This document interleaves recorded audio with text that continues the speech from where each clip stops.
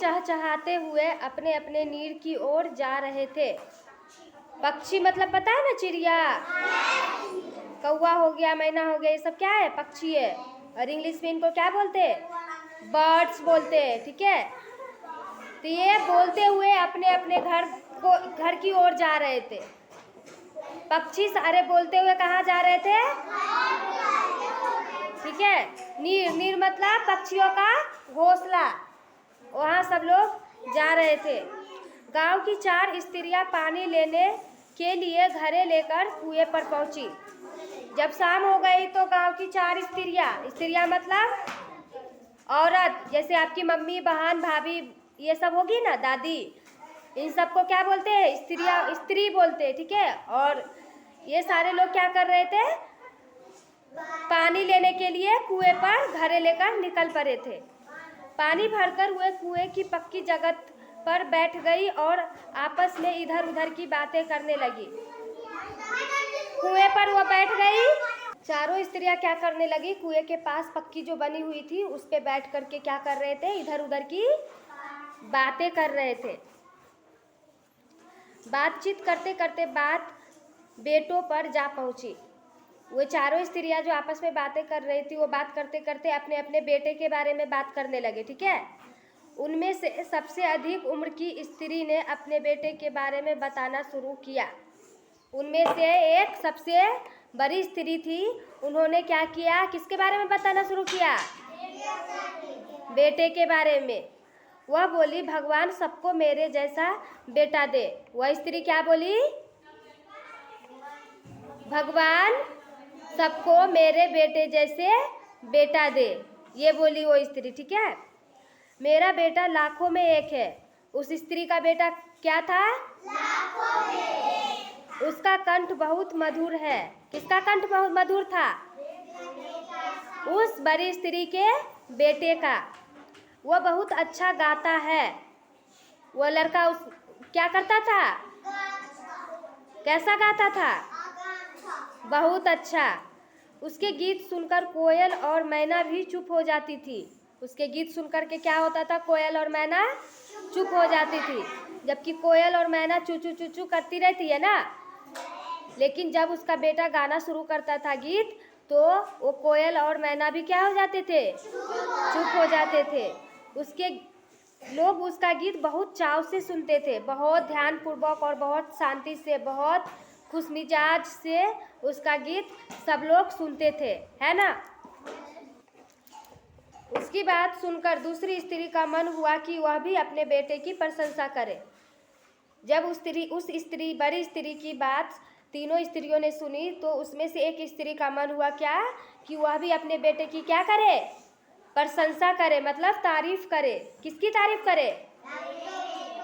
अपने बेटे की। Very good.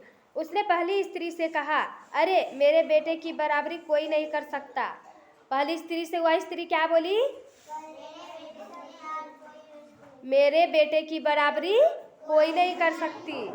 इसका मतलब क्या? उसका बेटा उससे भी बहुत अच्छा है। उसका बेटा उससे भी क्या है? अच्छा है। वह बहुत शक्तिशाली और बहादुर है। दूसरी स्त्री का बेटा कैसा था? शक्तिशाली था बहुत और बहादुर था। ऐसे शक्तिशाली था, करो, और बहादुर था। कैसा शक्तिशाली था? ऐसे एक फैट में सबको सुता देता है, ऐसा शक्तिशाली था। चलो आगे सुनते हैं कैसा था। वह बड़े बड़े पहलवानों को भी पछाड़ देता है। वो क्या करता था? मुस्टंडे जो पहलवान रहते थे उसको क्या करता था? कैसे सुता देता था? हाँ, वह आधुनिक युग का भीम है। उसकी माँ क्या बोल रही थी? कि वो आजकल का भीम है। भीम किसमें था? महाभारत में एक भीम था जो सबको हरा देता था। वही उसकी माँ क्या बोल रही थी? कि मेरा बेटा कैसा है? आज का भीम है। तुम लोग छोटा भीम देखते हो क्या? कार्टून कौन कौन देखता है? अरे वाह। चलो, उस कार्टून में क्या क्या होता है, नाम बताओ तो। कार्टून में कौन कौन है, नाम बताओ। छोटा भीम है, और कौन है? अरे अभी तो हाथ उठाए ना। चुटकी है, और